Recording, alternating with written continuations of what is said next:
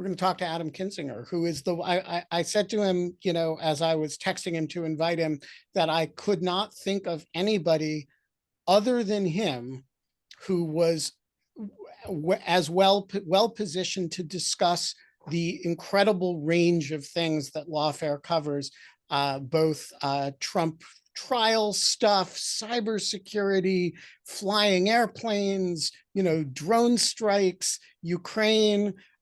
He is perhaps the member of Congress whose interests most closely approximate Lawfare's interests. He is a disgrace to his family and to God, but he's a great friend of the site. Welcome, Representative Kinzinger.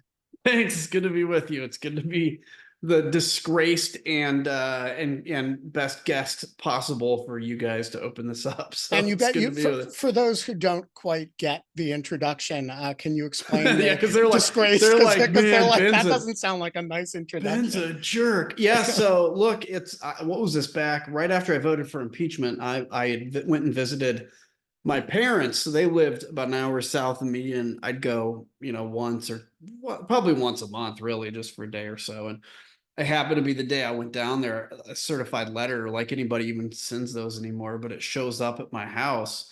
And I noticed the return address is from some relatives, and I'm like, oh, cool. So I open it up, and I'm thinking, because I'm an idiot, that like this is going to be some compliment, like, thank you for standing by your principles. You make us proud. Like, why would anybody send that?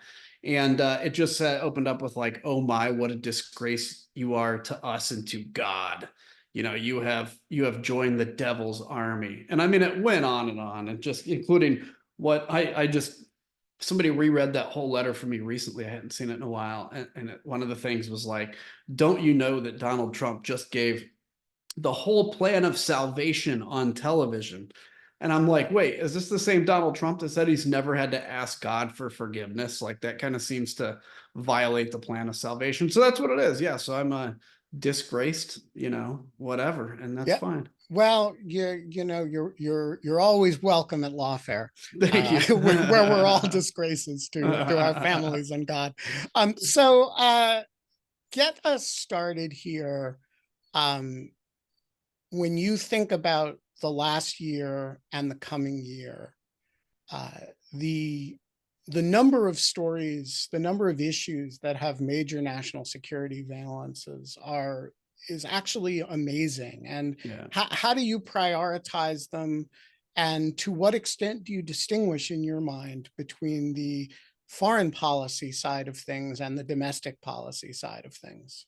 Well, look, I think domestic and foreign policy is way more linked than people realize. Let's just take the easiest example is energy, right? Energy used to be considered a domestic policy thing. I was on the Foreign Affairs and Energy and Commerce Committee, and before it became cool, I was like the first member of Congress to make the link of saying, U.S. energy production, U.S. energy strength has a direct impact on national security. I would also argue, of course, American democracy and the threat that American democracy is under right now has foreign policy implications beyond anything else we're seeing. Because if the U.S. falls into this soft autocracy, if Donald Trump wins again, the impact to the rest of the world is immeasurable. And it'd be great for China, great for Russia, great for North Korea, great for all our enemies, and all our allies would be scrambling. So if I would prioritize kind of the most important stories that we're sitting on right now, when it comes to even just specific foreign policy, American democracy is number one. Again, this is when you start violating rules and violating standards and violating norms and orders, you never get those back in self-governance ever. And the only thing you need for self-governance to succeed is this basic contract among people, not on issues, not on anything, except that we get a chance to vote. The person that gets the most votes wins, and and they get to govern. Like, that's all you need, and democracy can survive. Second most important, I think, is still Ukraine, because this is the first really major war on the European continent since World War II that's just seeking to completely change the order, change the boundaries, change the borders of a country that's fighting obviously for freedom. I won't go into all the Ukraine stuff because we're all experts on here. We know all about it, but I think one of the biggest things is, does the US abandon Ukraine or not? And the reason I think that has more of an impact than just Ukraine, I mean, I'm still quite bitter about how we left Afghanistan, and I give blame to both Biden and Trump on that. Actually, I think they both share it. But you look at, in essence, almost every time we've engaged militarily, we always end up abandoning somebody. And Afghanistan was obviously no different. And now, if we turn and abandon Ukraine, and we're not even fighting, if we abandon them just in support, I have a hard time seeing how in the next year to 10 years, when we end up in another major war, which will happen, how do we get people to fight with us? How do we get people to believe in us? And so I think the implications of Ukraine go far beyond Ukraine as well. And then, of course, Israel and Gaza, I think, this certainly has the potential to blow up into something much bigger as we look at Yemen and these attacks on the US and bases around Syria and Iraq. If in fact Israel is able to kind of destroy Hamas in the next few months, and then it may end up being just kind of a regional fight that doesn't have broader implications. So that's why I still put that third at the moment. But yeah, there's some massive threats out there right now, and so that's kind of how I'm looking at this year. And next year is going to bring some surprises we probably haven't even thought of yet.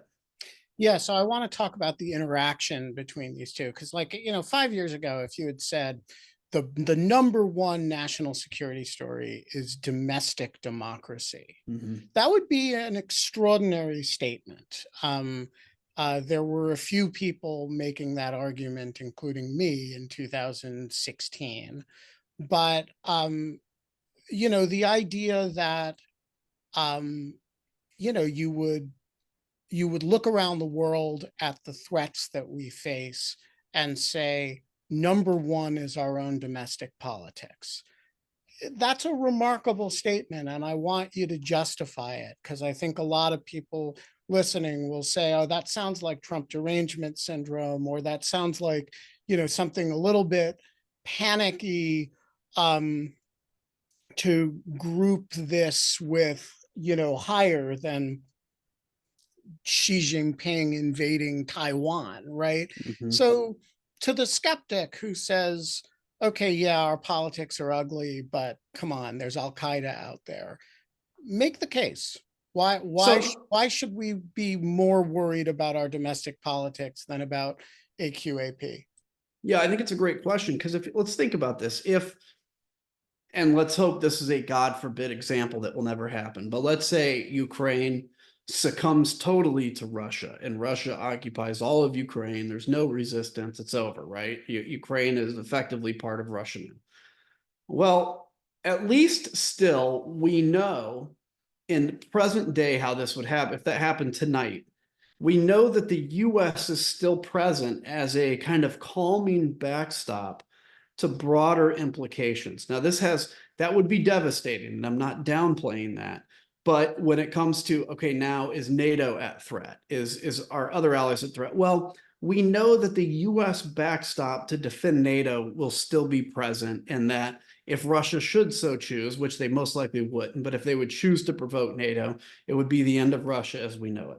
Same with Taiwan, right? Taiwan would have chilling and massive implications in Asia if China invaded Taiwan, and let's say the US even didn't defend it and Taiwan fell. Then what? Well, we still know that there's the US backstop, even though we were damaged in not defending Taiwan, but there's a US backstop in places like South Korea, Japan, etc. So these broad things we're seeing today have an implication for kind of the first domino to fall for the second and third domino. Second and third order effects would exist. If the US government, basically, if democracy fails here, and I'll quickly make the case for why it could after this, but if democracy fails here, you've now taken away the US backstop in any of these world events. So what is Ukraine today could easily much more be Latvia, Estonia, Lithuania. Do we really think if the US was out of NATO that Russia would expect a fully united European front against Estonia, Latvia? I mean, who knows, but much less likely. So, but the reason it's that actual democracy is a threat is, again, getting back to when I said the only thing we need for democracy to survive, for self-governance to survive, is that like compact between each other. Like Ben, you and I, we probably agree on more things than not, but let's say we agreed on nothing, right? Nothing at all. You were pro-Russian, you loved Putin, everything else, right? And but we could still exist in a democracy because you would vote your way, I'd vote my way, and we were playing by those rules. What Donald Trump did, not just on the 6th, but frankly, everything leading up to the 6th, was he convinced half of the country that the rules are not accurate. They don't play, they don't count, they're rigged. And so it's like baseball. If all of a sudden the Cardinals are playing at home and they decide they're going to run to third first and then directly home, the umpires can do everything they want to try to stop it, but they're like, no, it's our play. This is what we're doing. The game of baseball would fall apart. In the same way, if you decide to play by different rules, as Trump has, democracy falls apart. And the US, look, will we still be a military power? Maybe, probably. Will we be a military power for good? Probably not. And so that's why I think this is a serious threat to the world, is you'd be removing the US backstop, not to mention, of course, all the garbage that would happen here and what it would mean for us. So what do you make of, the, you know, leaving aside your top three, there are all these other threats, right? Yeah. 5 years ago, we all would have put terrorism at the top of the list. There's a whole range of cybersecurity threats, some of which interact with the Russia, China stuff, some of which don't. There are, you do have this feeling that the list of threats and the severity of them, they're so diverse and so many now that it gets to be kind of hard to prioritize them. It gets to be like, it's like living in I don't know, the middle of a drum that somebody's beating on. What's the right way to sort of stay disciplined and not go insane when you're sort of surrounded by Taiwan's going to get invaded, Hong Kong's being obliterated. You've got Russia and Ukraine, you've got Donald Trump wants to destroy NATO and just have an autocracy here. Just what's the centering mechanism to think about national security in a way that doesn't drive yourself insane? Well, I think first off, it's the reminder that we are, the reason the US feels like there are threats everywhere is because if you're Iran, you only have to be good at one thing. Let's say it's cyber. In their case, they have missiles. Russia is good at land war. They're not good at land war, but they have a land war capacity.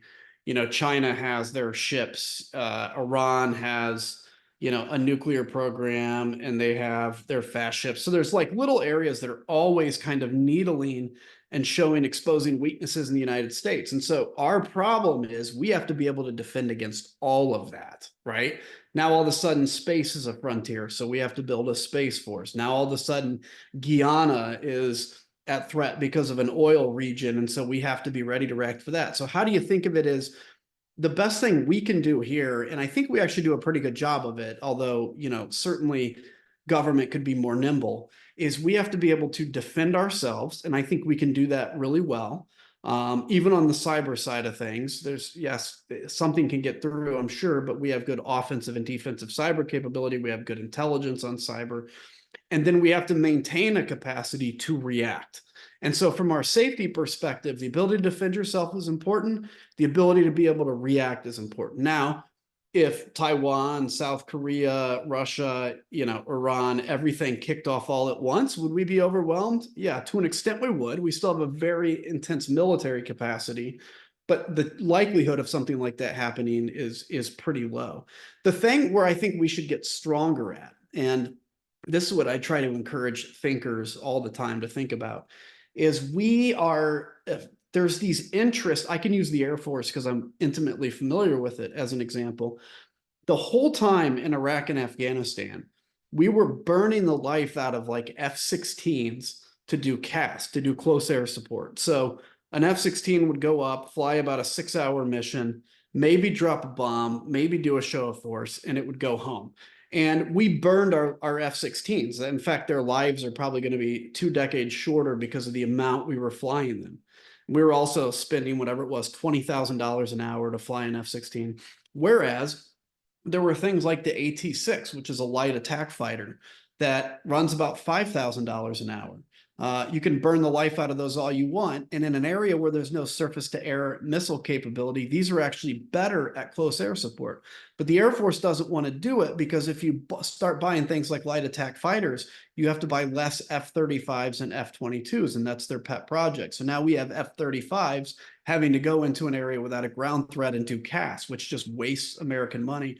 So I think what we need to start thinking about is how do we fight both irregular and quote unquote, I hate the term, but regular warfare at the same time? Why is it that a fighter pilot can only be registered to fly an F-16? Why can't he fly an AT-6 as well? It's the exact same mission, just a different plane, and it could save the taxpayers a lot of money and capacity. So that's my short answer, my long answer, I guess, to your question. All right, so let's take your top 3 areas, go back to them, and imagine that Joe Biden calls you and says, Adam Kinzinger, you're a great American. I'm going to do one thing on your advice on each of those 3 areas. So what should I do to protect democracy, save democracy? Number 2, what should I do on Russia, Ukraine?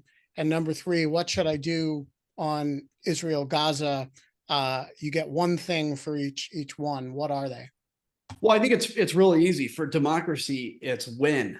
You have to win in November. Look, I'm not a Democrat, and I keep my Republican stripes because it pisses them off more than I do. So I'm not going to get rid of it, and I'm still a centrist, center right person. But he's got to win. I mean, that's all it comes down to. And if I was giving him advice, it would be, you've got to do something about the border. No matter what you believe in it, it is a politically killer issue right now, and that's not going to change. And I think, yes, the Republicans don't know where they are on the border. The House has no actually official position, but work with the Senate, get to that conclusion, because now you guys can own the border issue in November, because, then the president can always say like, well, look, I did what they wanted. Okay. There's still a problem. Yes, I did what they wanted, but it will actually help the problem. So I think the most important thing he can do for democracy is win in November, period, and try to win big. So, which there will be accusations of a stolen election, but it becomes more absurd. In Ukraine, it is, look, this is so frustrating to me.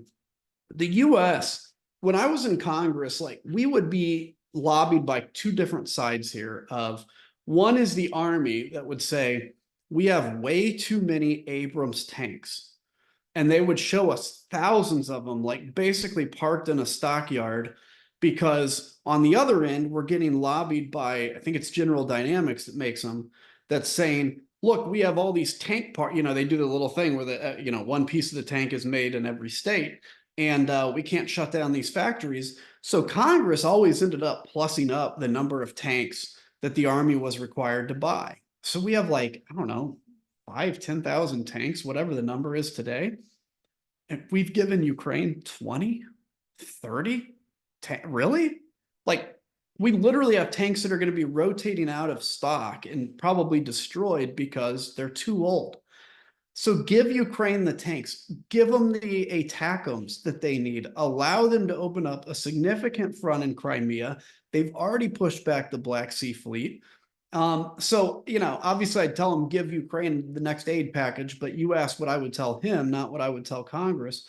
What I would tell him is, we have so much in the inventory that we're never going to use. And if you have, he had generals telling him, and I heard this basically from a second order source that was pretty close to this, that we don't have the ATACMS to give to Ukraine. Well, then we actually got the inventory numbers of the number of ATACMS we have. These are those long range 350-kilometer missiles. We have plenty of them.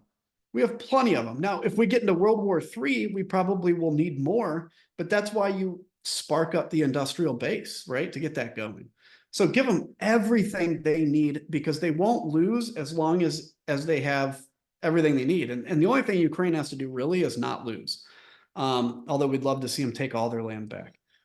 And then on Israel, it's just, you've got to, I think it's important to be the calming voice to Israel, to keep stressing things like, don't bomb civilians. But I think Israel's actually done a pretty good job of trying to avoid civilians in such a dense urban populated area where they use human shields. I think the best thing I would tell Biden is just, you can give him a timetable, but let Israel finish the job. Let him destroy Hamas. And then pressure these Arab countries to actually produce the governing and peacekeeping force in Gaza. There's talk about, is it going to be the Palestinian Authority or is it going to be Israel that runs Gaza? I would put pressure on Egypt, on Jordan, on these countries that have been quick to criticize Israel to actually put in a peacekeeping force. And I think it would work, but that would be my top 3 pieces of advice. All right, so I want to go back to your service on the January 6th committee. It's been now a year since you guys wrapped up, during which time a lot has happened. Most recently, the disqualification decision in Colorado last night, but also the various indictments, both in Georgia and in federal court here in Washington. And I'm curious for your reflections. I mean, I would think you would have a lot to be satisfied with about the fallout from the work that you guys did, but I don't want to assume that. So uh, tell me about how you're feeling about the January 6th committee work, and particularly if there's significant parts of the story that you really wanted to tell that you guys didn't get a chance to tell. Uh, what are your thoughts a year out? Yeah, look, I'm very pleased. I guess if there's an area I'm not pleased about, it's just that, we couldn't move the public opinion needle in the Republican Party. Now, in hindsight, I should have expected that. But I really truly believe that in 10 years, there's not going to be a single person that's a Trump supporter today that will ever admit that in mixed company.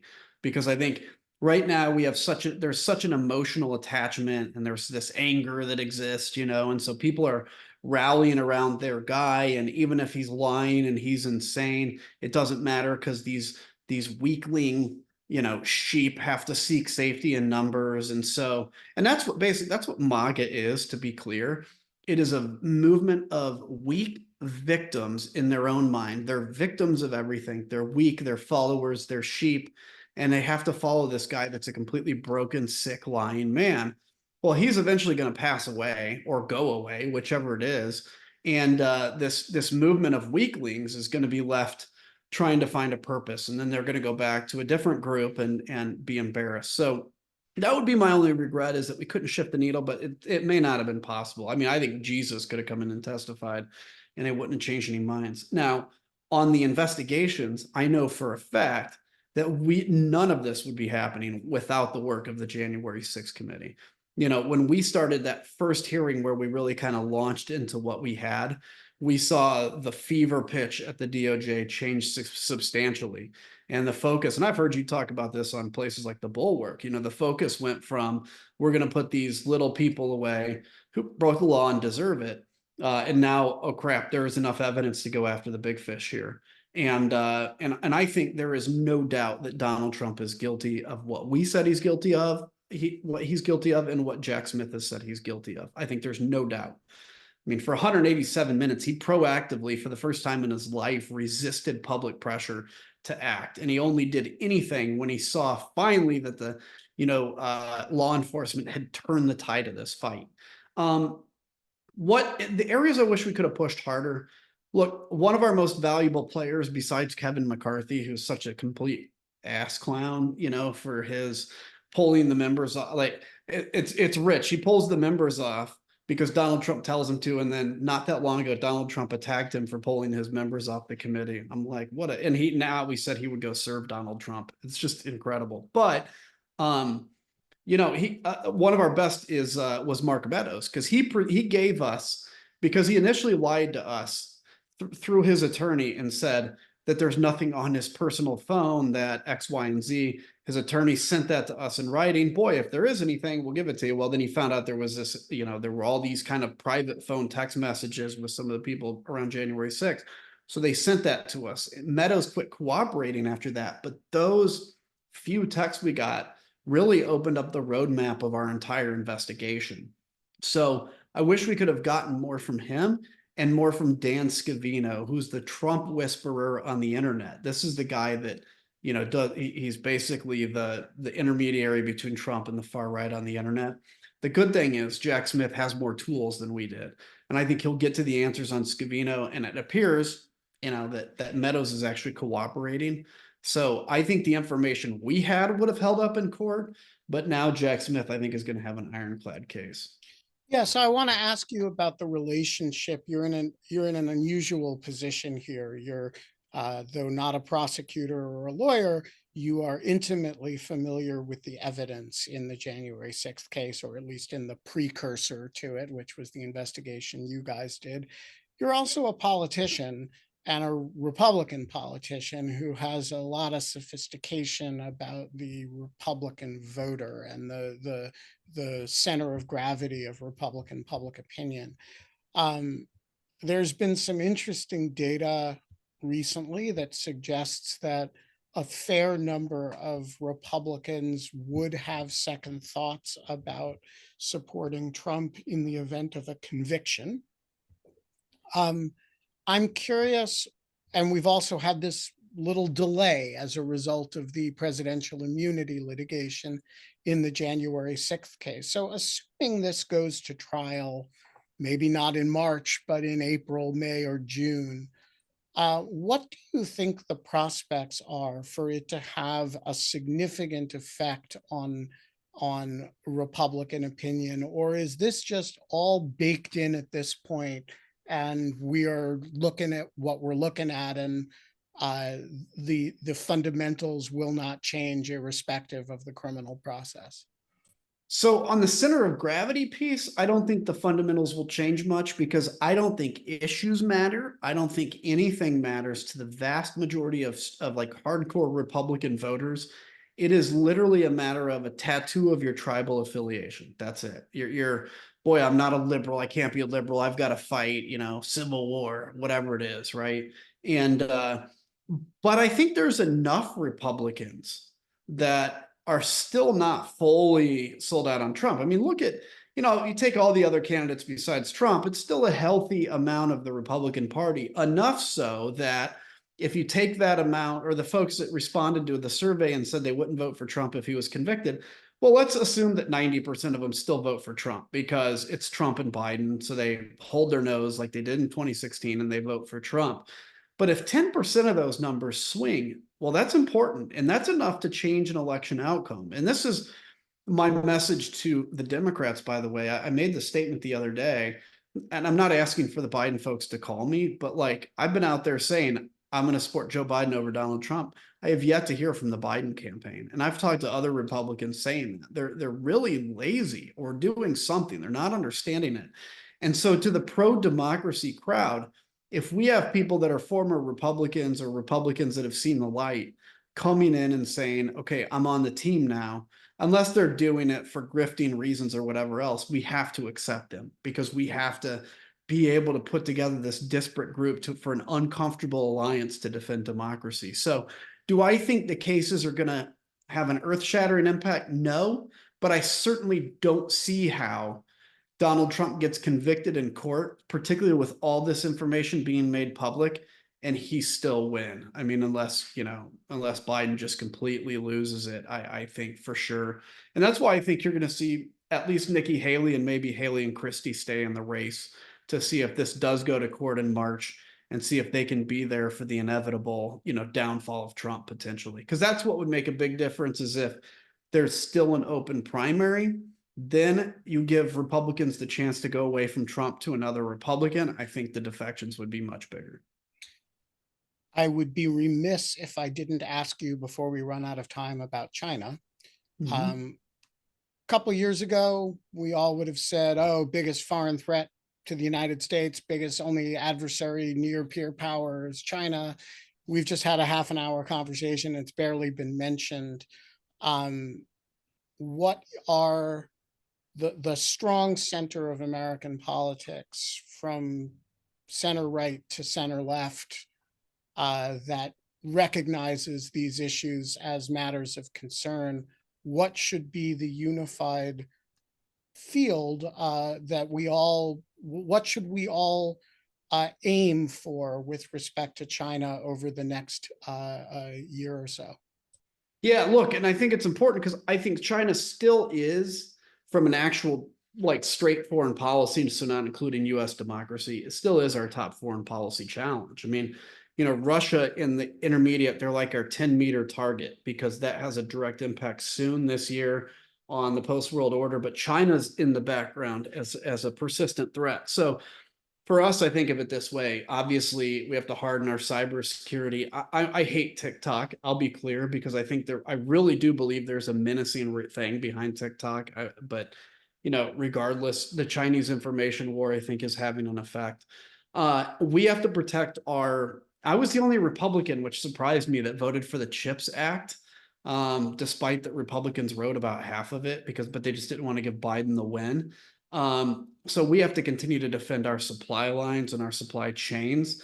And so I think we need to be thinking that through in case we do end up in a fight with China. The last thing we need is to then be paralyzed in terms of executing that fight.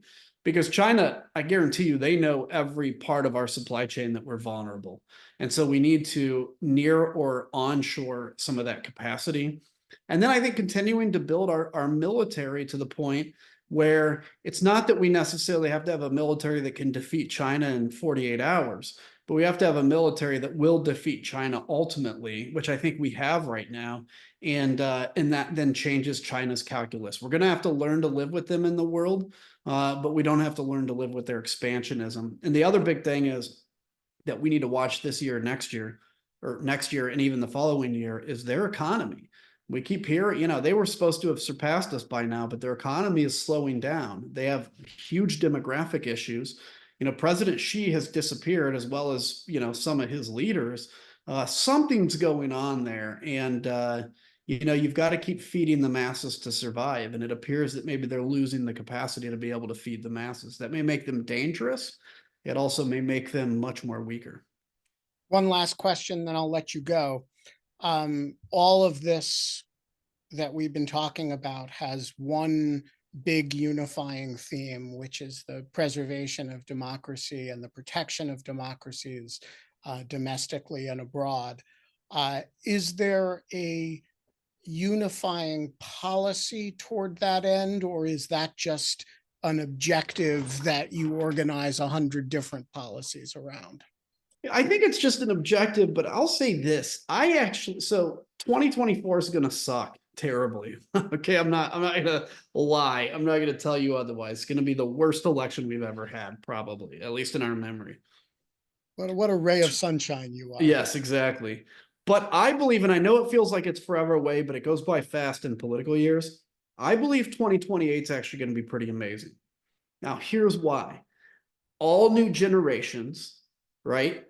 All new candidates in both parties.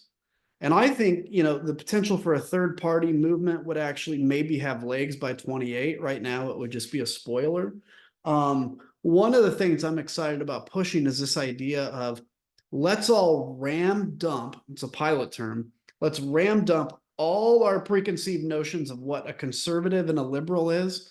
And let's even dump those terms. And let's come in like we're an alien from outer space, see what the problems of our country are, and figure out how to fix it. Like, we have income inequality, we raised taxes and we lowered taxes, and we still have a problem. Somebody's got the answer out there. So in my mind, if we can kind of recreate the wheel, so to speak, I think it's going to be an amazing 2028. So that's what I would say is keep hope. I think it's going to be tough next year, but I really do think next year is probably going to be the pinnacle of the assholery, and hopefully it'll get better after that. We are going to leave it there. Adam Kinzinger, you're a great American. It's good to see your face. You too. And let's get together when you're next in Washington. Will do. Take care, my friend.